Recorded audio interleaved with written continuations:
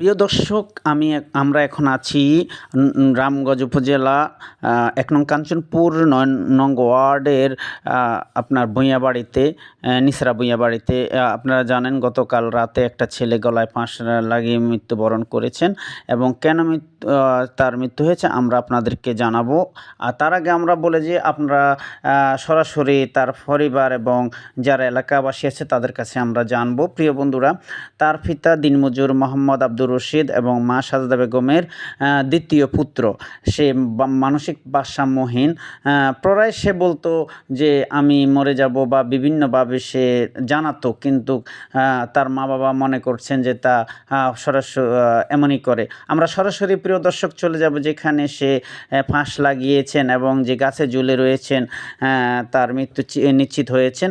আমরা আপনাদেরকে দেখাবো কবরস্থানের পাশে যে একটি গাছ রয়েছে, সেই গাছে সে ঝুলিয়ে রয়েছে।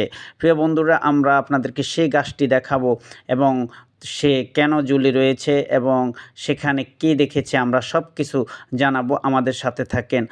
সে এলাকার বাসী সকলের দাবি সে আসলে কেউ তাকে মারেন নাই, নিজে সেখানে সে মরে ঝুলে রয়েছেন।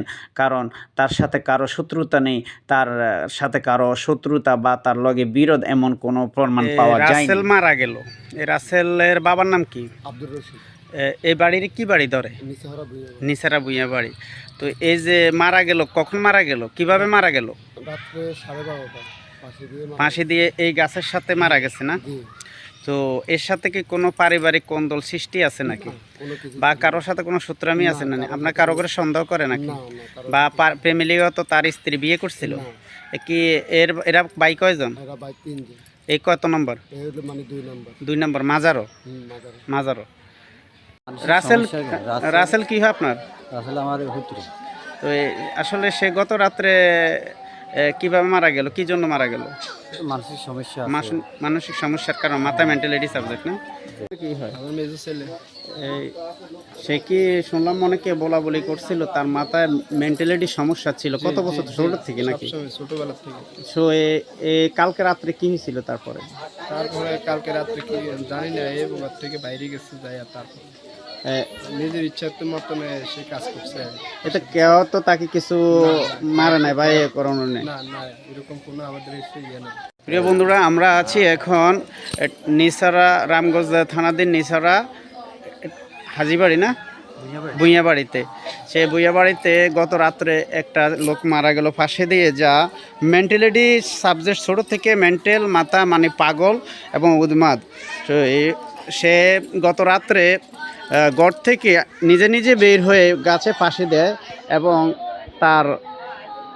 তাদের পারিবারিক ধারণা তাদের সাথে কারোর সাথে কোনো সমস্যা বা শত্রুতামি নেই, কিন্তু সে আসলে শুরুতেই সবাই, এলাকার সবাই জানে যে সে মেন্টালিটি এবং তার মাথায় সমস্যা ছিল, পাগল।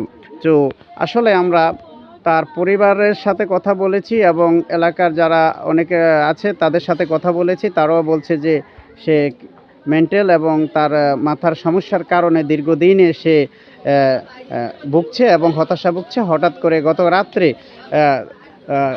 রাত্র প্রায় 9টা থেকে 10টা অনুমানিক এই সময়ের ভিতরে সে আত্মহত্যা করে পাশে দিয়ে, এবং সেখানে পাশিতে ঝুলে যখন তার মায়ে দেখতে পান, তখন